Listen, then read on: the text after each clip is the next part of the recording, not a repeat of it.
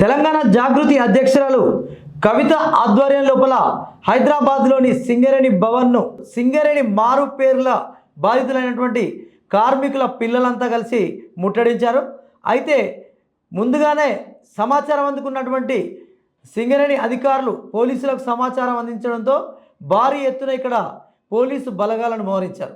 అయినప్పటికీ కవితక్క ఆటోలో అక్కడికి చేరుకొని ధర్నాను మాత్రం చేసింది. చాలామంది కార్మిక పిల్లలను అడ్డుకున్నప్పటికీ కొంతమంది మాత్రం అక్కడికి చేరుకొని ప్లకార్డులను ప్రదర్శించారు.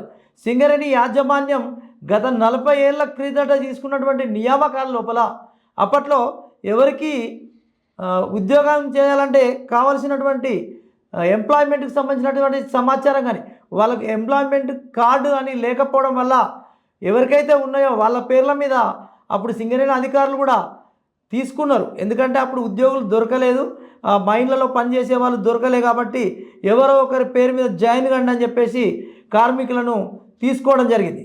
అయితే తర్వాత డిపెండెంట్ ఎంప్లాయీ విషయాన్ని మర్చిపోయినటువంటి సింగరేణి కార్మికులు ఏం చేసిందంటే పిల్లలను సొంత పేర్ల మీదనే చదివించాలి, మా సొంత పేర్లు ఎలా అని చెప్పేసి వాళ్ళు తెలియక చాలా వరకు అన్ఎడ్యుకేటెడ్ పీపుల్ 95% కూడా అప్పట్లో విద్యావంతులు లేరు కాబట్టి వాళ్ళంతా కూడా గ్రామీణ ప్రాంతాల నుంచి వలస వచ్చినటువంటి కూలీలు, తర్వాత రైతులు, పొలాలు పడని రైతులు, ఇట్లాంటి వాళ్ళంతా కూడా వచ్చి సింగరేణి కార్మికులుగా ఈ సంస్థలో చేరడం జరిగింది.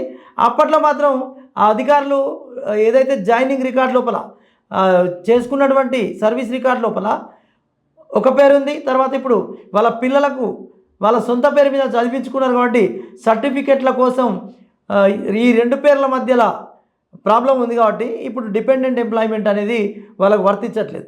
మరి దీని విషయమై అనేక ప్రభుత్వాలు హామీ ఇచ్చినప్పటికీ ఎటువంటి చర్యలు తీసుకోలేదు, ఈ పేర్లు మార్చలేదు.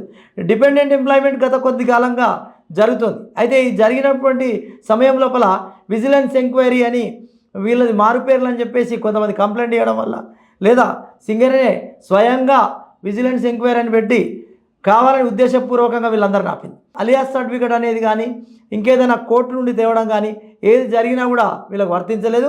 సింగరేణి కార్మికులు గత కొద్దేళ్లుగా ఈ కొట్లాడుతున్నప్పటికీ ఎవరు పట్టించుకోవడం లేదు.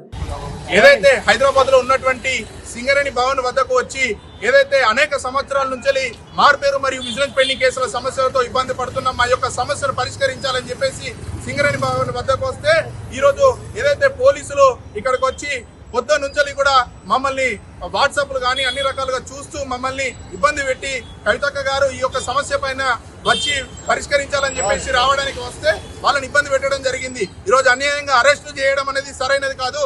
తెలంగాణ రాష్ట్ర సీఎం రేవంత్ రెడ్డి గారిని కోరుతున్నది ఏంటంటే మీరు సరైన పద్ధతిలో పరిష్కార దిశగా వెళ్ళాలి, కానీ ఈ యొక్క అరెస్టులు అనేది తగదు. ఇలా చేసేది ఉంటే ఇంకా విద్యార్థులు అనేది బయటికి వచ్చి అనేక ఉద్యమాలు చేయడం జరుగుతుందని చెప్పేసి మేము ఈరోజు సింగరేణి మార్పేరు మరియు విజిలెన్స్ పెండింగ్ కేసుల సమస్యల బాధితులందరి తరఫున అన్ని బొగ్గుగని ప్రాంతాల నుంచి మీకు హెచ్చరిస్తున్నాము. రేవంత్ రెడ్డి సర్కారు గతంలో భూపాలపల్లిలో మీటింగ్ జరిగినప్పుడు రేవంత్ రెడ్డి కాంగ్రెస్ ప్రభుత్వం కనుక గెలిస్తే ఈ మారుపేర్ల సమస్యను పరిష్కరిస్తా అని సింగరేణి కార్మికులకు ఎజెండాల మొదటి అంశంగా చెప్పాడు. మరి దాన్ని నెరవేర్చకపోవడం వల్ల ఈరోజు సింగరేణి కార్మికుల పిల్లలు ఈ సమస్యను పరిష్కరించాలని, పెండింగ్ సమస్యల పరిష్కారం చేయాలని చెప్పేసి సింగరేణి భవన్కు తరచూ రావడం జరుగుతుంది. ఈరోజు ధర్నా చేశారు, భవన్ను ముట్టడించారు.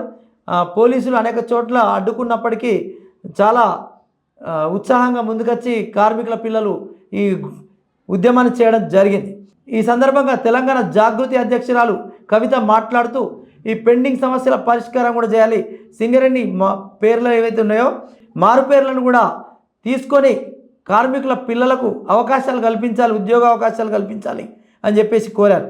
తర్వాత మరో విషయం ఏంటంటే సింగరేణిలో ఇప్పుడు డిపెండెంట్ ఉద్యోగాలు కూడా గత కొంతకాలంగా ఆపేసి, వాస్తవానికి ఆపేసీలు అనే కంటే మెడికల్ ఎవరైతే అయి ఉన్నారో వాళ్ళకు మెడికల్ బోర్డు అనేది ప్రతి 3 నెలలకు 2 నెలలకు ఒకసారి జరుగుతూ ఉంటుంది.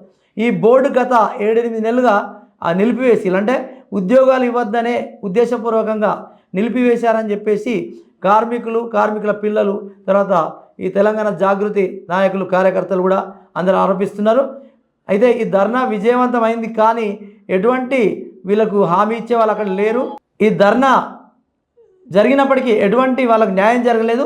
ఇది కనుక న్యాయం జరగకపోతే మరిన్ని ఉద్యమాలు చేస్తామని వాళ్ళు ప్రభుత్వాన్ని హెచ్చరించారు.